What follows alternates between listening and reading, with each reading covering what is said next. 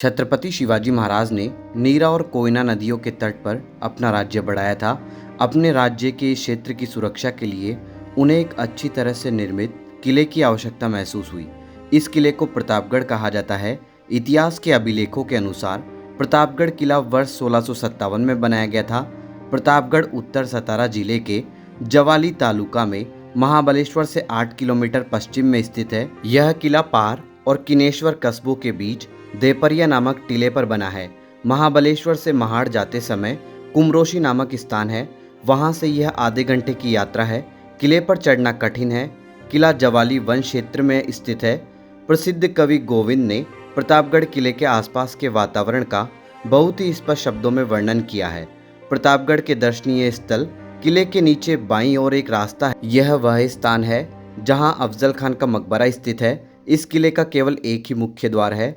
इसके नीचे एक जलधारा है जो ऊपर से नीचे की ओर वर्षा जल लाती है। कुछ सीढ़ियां चढ़ने के बाद द्वार तक पहुंचा जा सकता है।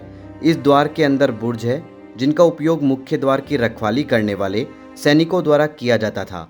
इस बुर्ज को 3-4 चक्कर लगाकर देखा जा सकता है।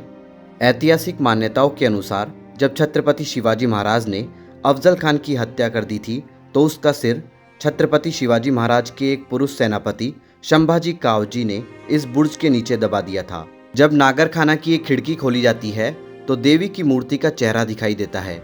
इस देवी के बारे में एक कहानी प्रचलित है कि श्री छत्रपति शिवाजी महाराज ने देवी के समक्ष सनाई चौगड़ा बजाने की रस्म शुरू की थी।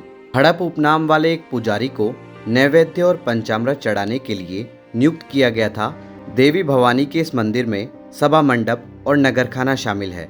मंदिर से 100-200 सीढ़ियां चढ़ने के बाद एक छोटा सा दरवाजा आता है जो कि किले का प्रवेश द्वार है। सामने चतुर्भुज छत है। हवाई दृश्य से प्रतापगढ़ किला एक तितली जैसा दिखता है। इसकी लंबाई 1400 फीट और चौड़ाई 400 फीट है। इसकी एक अनूठी किलेबंदी है। उत्तर पश्चिम खड़ी चट्टानें 800 फीट से अधिक ऊंची है। किले के उत्तर पूर्वी हिस्से में 2 पानी की टंकियां हैं। यहाँ से कोयना बेसिन का मनोरम दृश्य देखा जा सकता है। इसके साथ ही किले की पूरी यात्रा समाप्त होती है।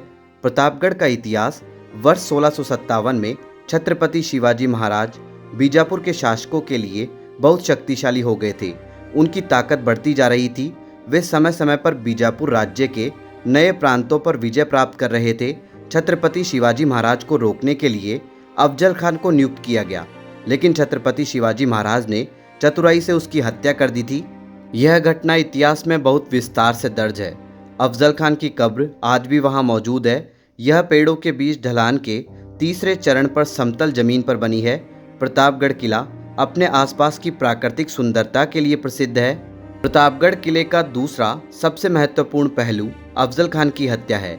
जब अफजल खान ने छत्रपति शिवाजी महाराज को किले के निचले हिस्से में मिलने के लिए बुलाया तो उसने छल से छत्रपति शिवाजी महाराज को मारने की कोशिश की। छत्रपति शिवाजी महाराज ने उसका पेट काटकर उसकी आंतें निकालकर उसकी हत्या कर दी। अफजल खान के अंगरक्षक सैयद बंदा ने तलवार लहराकर छत्रपति शिवाजी महाराज को मारने की कोशिश की, लेकिन छत्रपति शिवाजी महाराज के सुरक्षाकर्मी जीवा बंदा ने इस कोशिश को नाकाम कर दिया और सैयद बंदा को मार गिराया। इस तरह से जीवा ने ही शिव को बचाया कहावत गढ़ी गई और इस किले के इतिहास में अमर हो गई। जवाली के जंगलों में छिपी छत्रपति शिवाजी महाराज की सेना ने अफजल खान के 1500 सैनिकों को भागने पर मजबूर कर दिया।